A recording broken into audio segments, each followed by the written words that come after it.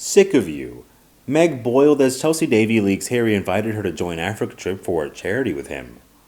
Meghan was desperately jealous of Chelsy from day one and realized Harry wants to go to Africa to be near Chelsy again. Africa is where Harry met Chelsy and where she still lives, and now he wants to go to Africa without migraines for months and months. Prince Harry's making plans to return to Africa solo for a new Netflix documentary. Despite questions over the future of the Duke and Duchess of Sussex's $100 million Netflix deal, the Renegade Royal is planning a new documentary. The Sussexes are under pressure to come up with winning content for Netflix after it was revealed that their Spotify deal had imploded. Harry's potential African journey will inevitably be seen as following the footsteps of his mother, Diana, who traveled to Africa to campaign against landmines shortly before her death. It's not yet known what the documentary will be about. However, the ongoing Hollywood writers' strike means the prince cannot move forward with his plans just yet. A source said, quote, "Obviously, Harry has a lot of roots in Africa and he feels at home there," while a Netflix insider confirmed that it was one of a number of ideas that the royal had been discussing.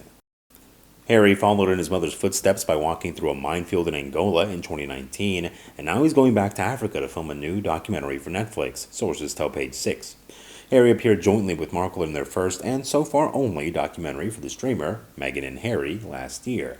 Before that, he appeared without his wife in an Apple TV project about mental health called The Me You Can't See.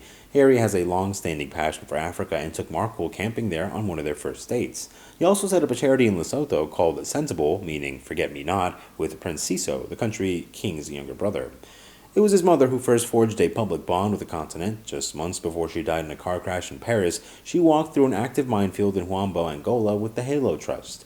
Harry then retraced his mother's steps by walking through another minefield in Angola in 2019. The British royal is also president of conservation group African Parks. Sources said that he could well delve into the continent's national parks and efforts at wildlife conservation for his planned documentary. Speaking about his love for Africa in 2017, Harry said, quote, "This is where I feel more like myself than anywhere else in the world. I wish I could spend more time in Africa." The new project comes amidst rumors of trouble between Netflix and the Duke and Duchess of Sussex, whose $20 million deal with Spotify came to an abrupt end in June. A source familiar with their $100 million Netflix deal insisted, "Things are great. We value our partnership with Archwell Productions." The streamer's spokesperson added that they would continue to work together on a number of projects, including Heart of Invictus, which follows the annual games for service members and veterans that Harry founded. It will air on Netflix in August, and both the Duke and Duchess are slated to appear in the docuseries. The couple are under pressure to come up with good content ideas for Netflix after their Spotify deal was canceled because, sources told Page 6, the Sussexes had failed to come up with any great ideas for the podcast. Harry was reported to have pitched Spotify in interviewing Donald Trump, Mark Zuckerberg, and Vladimir Putin on their childhood trauma, and Pope Francis on religion. Executives were allegedly puzzled by the pitches, according to Bloomberg, and I think all of us are.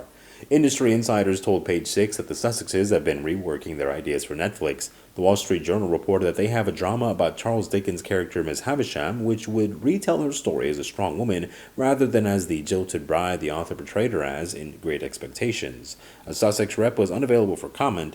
A Netflix spokesperson also declined to comment.